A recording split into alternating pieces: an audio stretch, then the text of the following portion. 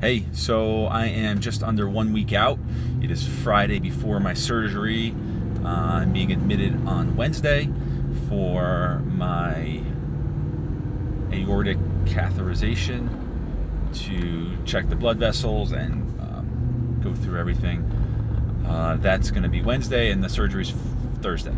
So I am hoping that the first one Thursday. The last thing I want to do is sit there all day and think about it. But the last week or so has been interesting. A few things to talk about. One, I do believe that I know afterwards is going to be very difficult. Well aware of that. I know the rehab and recovery is going to be tough.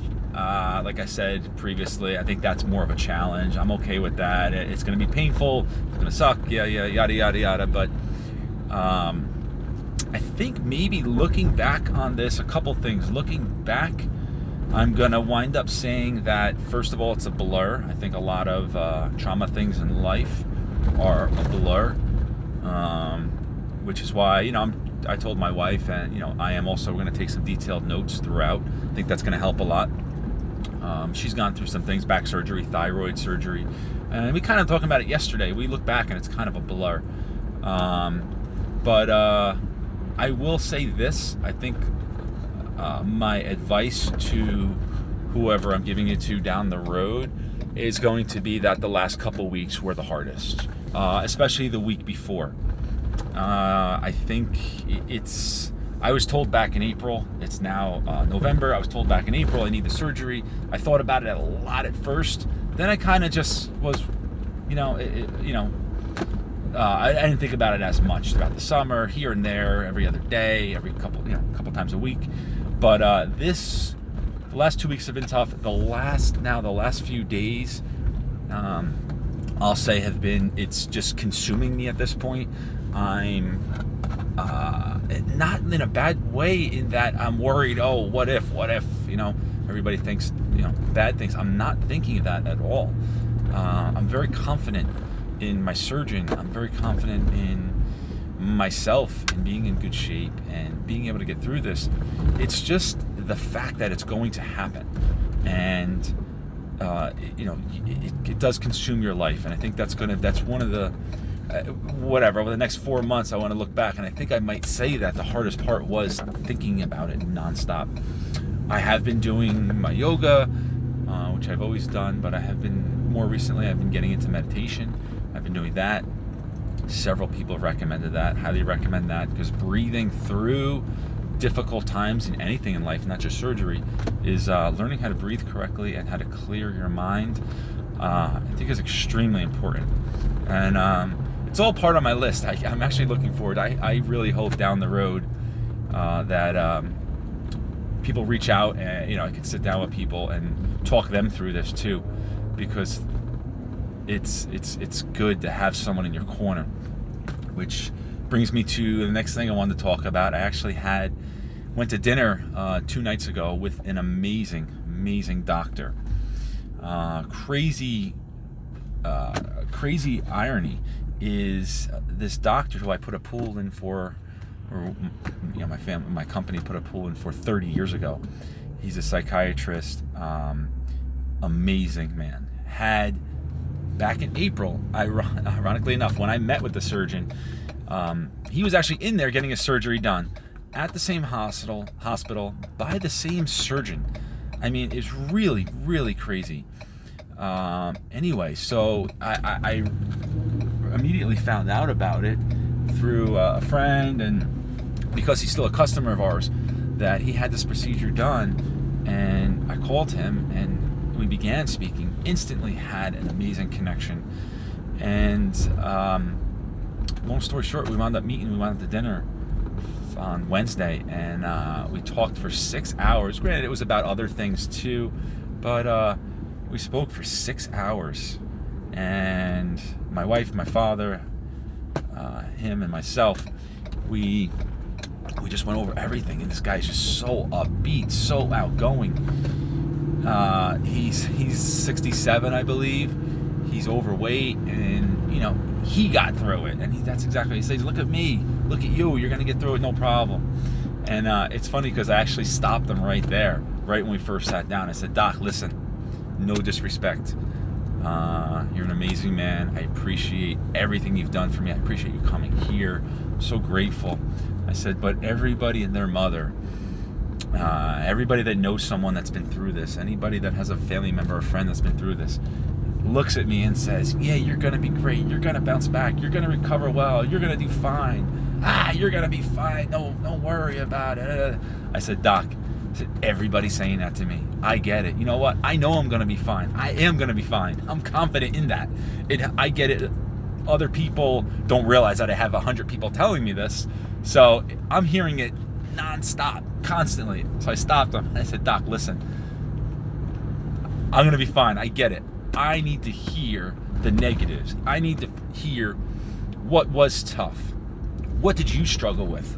What bothered you? What were your thoughts going in? How did you wake up? How did the breathing tube come out? What was something that bothered you? And so we went over that. And he didn't really have much. He did admit that everything in the hospital was kind of a blur. And he told me, one of my biggest fears, again, it's leading up to, not fears, sorry, that's I know that's not a good word to use, not fear. One of the things I think about the most and maybe get a little anxiety the most is like I said previously, dropping the kids off to school in the morning I'm going to get admitted, hugging them and saying see you later to them. But that's one thing. But the other thing is, obviously, saying see you later to my wife, see you in a little bit, and going into the operating room. That's something I think about. So he described that to me, what it was like for him.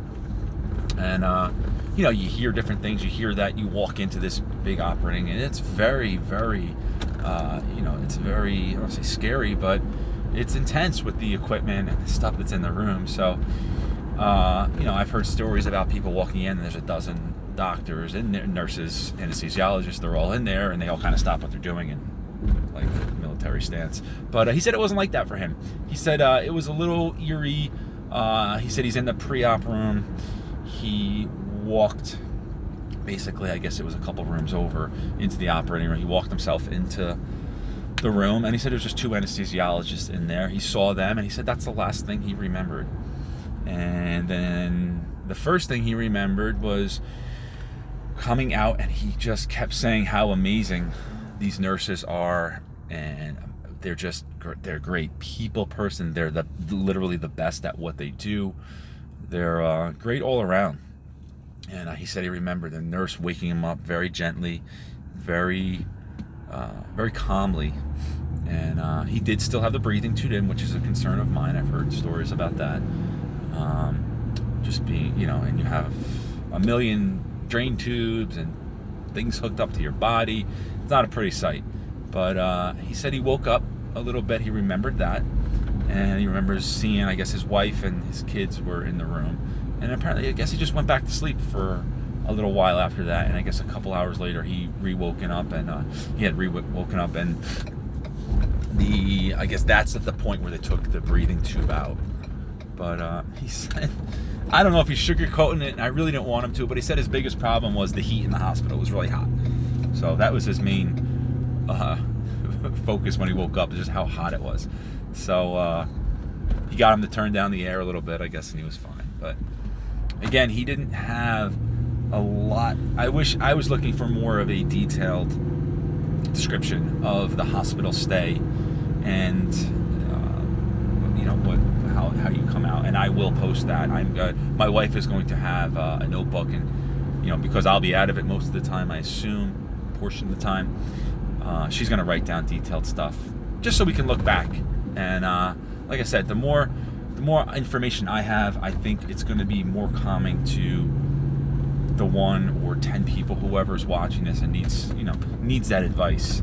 That's going to be big for me to just kind of, because it like I said, it consumes you, and you want to know, and I think it helps. Talking about it helps so much. Other than that, one other thing that stuck out was just yesterday. Great friend, bad conversation. I had a friend call me up, and actually, he meant well. The guy's a great guy. I don't think he knew what he was telling me. So nothing against him. I think he got caught up in his own moment and wanted to share it with me.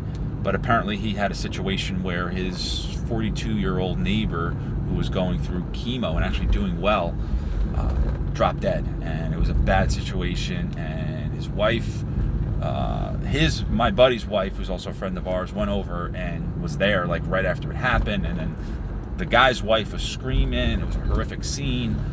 The kids were there. It was just terrible. And he probably shouldn't have told me that.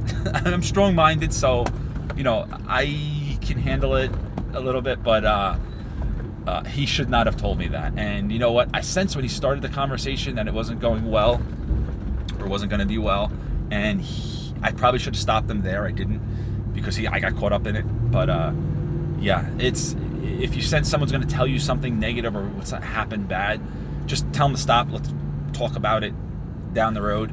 But I guess it was fresh for him. He's got the funeral and all coming up, so he told me the story, and it just, like I said, he didn't mean any harm by it. He probably needed to vent, which is fine. I just probably wasn't the person that he should have been talking to.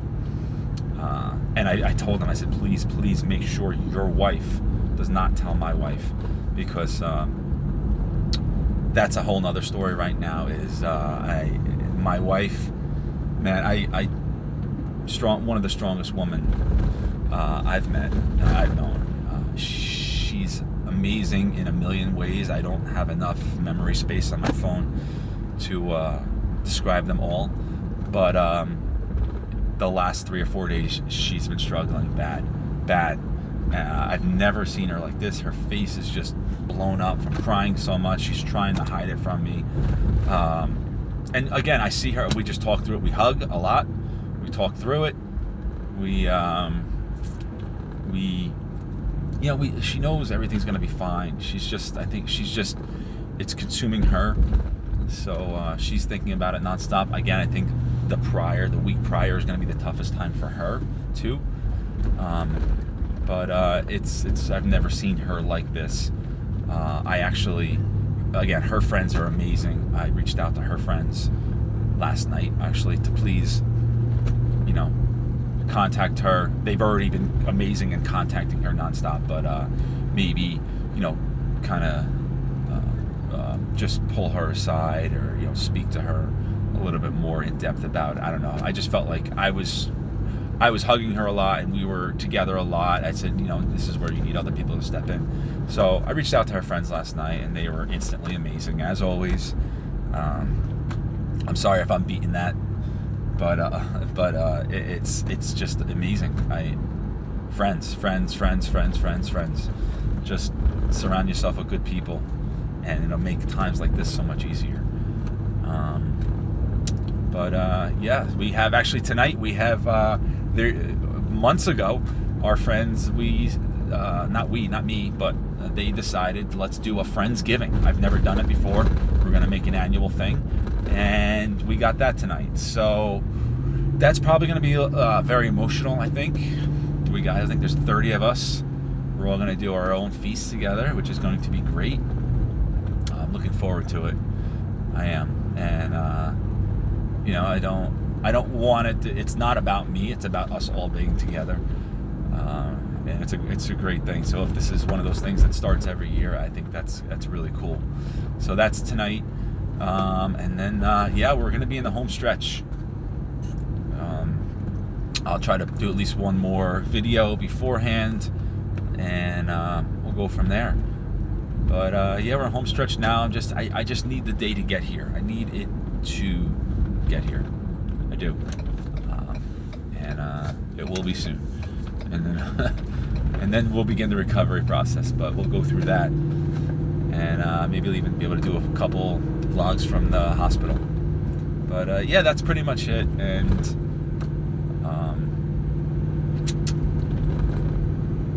it's coming. It's coming soon. I'll talk to you soon.